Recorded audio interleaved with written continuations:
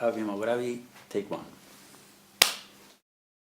Why do you decide to place yourself in front of the camera and become one of the protagonists of your films? Well, this is something that developed unintentionally when I made the film How I Learned to Overcome My Fear and Love Arik Sharon. I went out to make one film about Mr. Sharon, and during the filmmaking I realized that the film that I wanted to make was not there, but that there was another story that could be told concerning my encounter with Mr. Sharon, a story about a filmmaker who comes from the radical left and at a certain point discovers that his protagonist is a nicer person than thought, and for a moment he decides to leave his ideology aside, put his ideology aside, and become an admirer of Mr. Sharon. This is not what happened to me, but this was something that I realized could be told, and this is how the film ended. Look, because of my politics, I had to play a role in the presence of Mr. Sharon, not expose who I really was and what my aim was. So I was in a role anyway. And later this has become an advantage in the decision to make a different film, not about Mr. Sharon, but about the filmmaker. And how much of the real Mograbi are in these characters that you create? Well, sometimes there's a lot and sometimes there's very little. It depends on, each film is different from the other.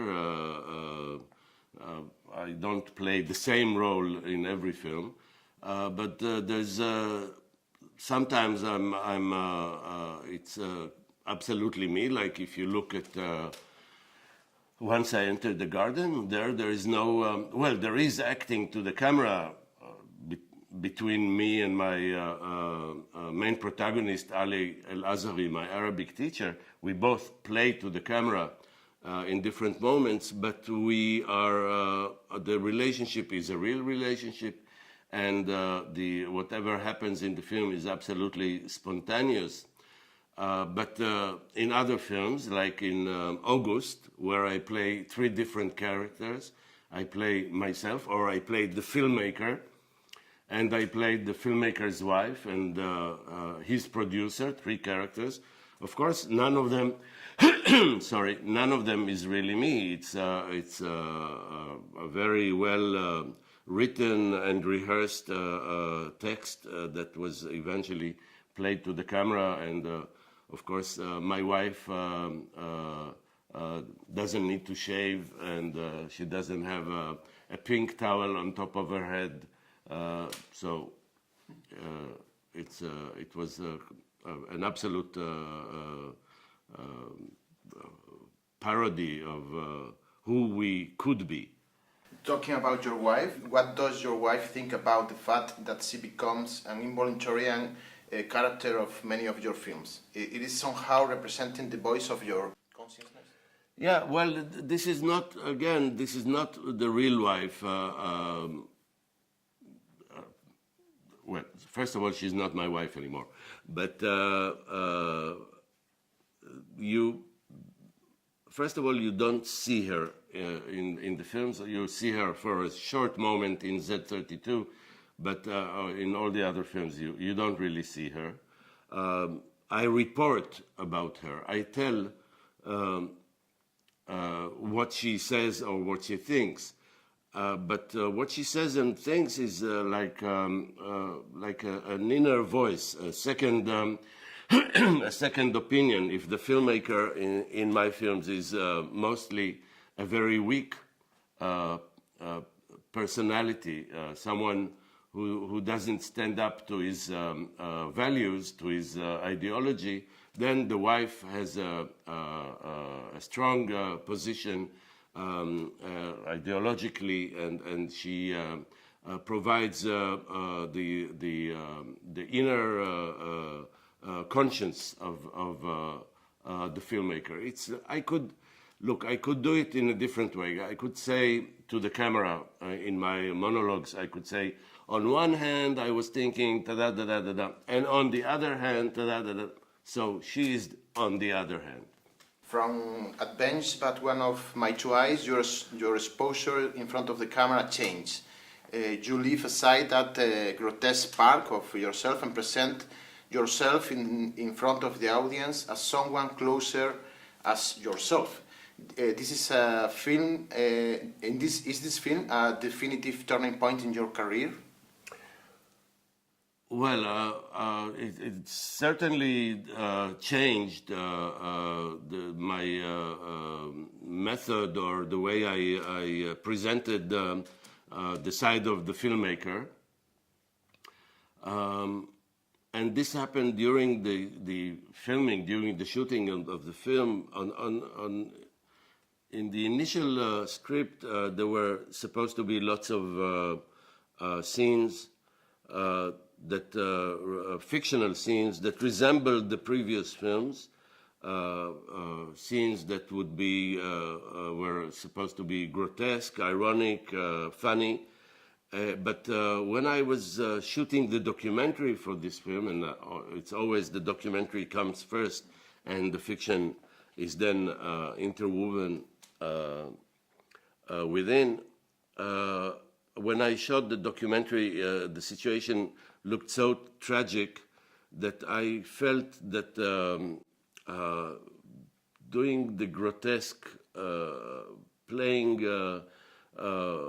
with the irony would be of bad taste, and this is how it never happened. So when you see me there or when you hear me behind the camera, it's mostly very me in very difficult moments, enraged, angry, and spontaneously reacting to the situations that I film. What do you think humor and irony, which are storytelling elements that are not usually linked to the militant cinema, add to your films? Well, first of all, they represent my personality. I tend to see irony. I tend to see the funny side of even the harshest situations. Of course, in the films, it's not one by one or one-to-one me, but this is a representation or a characteristic of my personality. I cannot look at the situation and not see how strange it is or how absurd it is. And I think that also joking about reality is a good way to deal with reality, even when it's so harsh. In Israel, we have the tendency to make jokes about the Holocaust, which you would think is a faux pas, that how can you joke about? But this is a way to deal with the harshness of reality, to make jokes about it. I'm sure that you joke about the Franco days. I hope you joke about Franco days, and you don't just seriously lecture about them. Basically, this is it.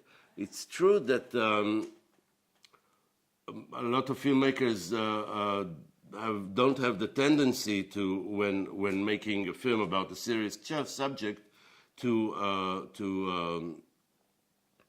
turn it into or to expose the funny and absurd sides of it. But some do. I mean, it's not something that I invented. In all your films, there is a questioning of the idea of identity. Jewish identity, Palestinian identity, the mix of the identities in your family or the characters you play. Do you also make films to try to solve this personal question, or is a simple game of mirrors of the actor that you carry inside? Well, solving question, solving a problematic issue is not something that I really expect. I'm no longer that naive. But definitely my reality is a complex reality, and I am an Israeli, but on my father's side I'm also an Arab Jew. And this is something that in Israeli ethos is unacceptable. The Arabs are the enemy. How can we be our own enemy? How can we be Arabs? So this is a good reason to expose this option, or to deal with, to question this option, because, yeah, the politicians would like us to think that we are very clear entities in this world, but we never really are. In many of your films, we find different and mixed plots that create very interesting dialogues that force the viewer to question what he sees and generate his own critical analysis. Could you explain how you came to realize this method of work? I wish I could.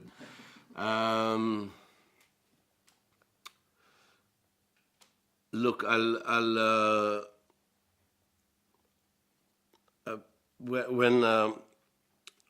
when I made Happy Birthday, Mr. Mograbi, the idea to make the film came up on my birthday. I was celebrating my own birthday the year before I made the film, and I realized that the day of my celebration was the day of the independence of the state. Now I don't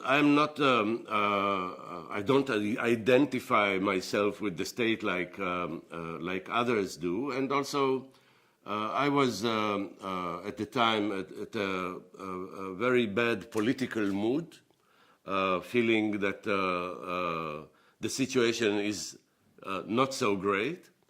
Yet the state was going to celebrate 50 years of existence. And I thought it could be interesting to clash between the feeling of the individual and the feeling of the community, of a more abstract and general entity, the state. And of course, this was the moment of beginning, and when I started to deeply think about it, I realized that there was a third anniversary, not only the state and myself, but of course the foundation of the state is also the creation of the Palestinian catastrophe, the Nakba. So here you have three parallel stories that exist at the same time, at the same place, and I was trying to take those three channels and create one out of them. Of course, one that is not complete, that is not agreeable between its different parts. And this is how the idea to create parallel stories started. Of which of your movies do you feel more satisfied with? Always the last. Always the last. Always the last. It's not a question about. It has nothing to do with the film. It has to do with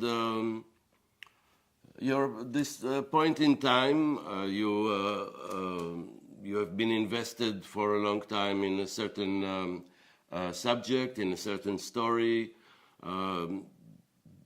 This story becomes your whole life for a while, and of course you are closer to it than to the films you made before. but it says nothing about the film. The film could be shitty, but it's still like the dearest to you at that moment.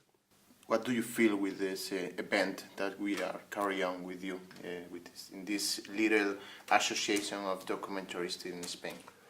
Well, first of all, I'm thankful for it to have happened. My films have been screened in the past in Madrid, but this time it's a concentration of probably almost everything I have done, and it's a wonderful opportunity. And not only to show the films, but to talk about the body of work, which is what we just did, and to see the parallel sides of it, or the similarities, and also the development. It's also a good opportunity for me. I need to think about what I'm doing, so I'm grateful for that, and it's a wonderful opportunity. I'm also very happy that we're going to have the dialogue tonight with Ahmad Nache, and look forward to it. Thank you, Avi. Thank you.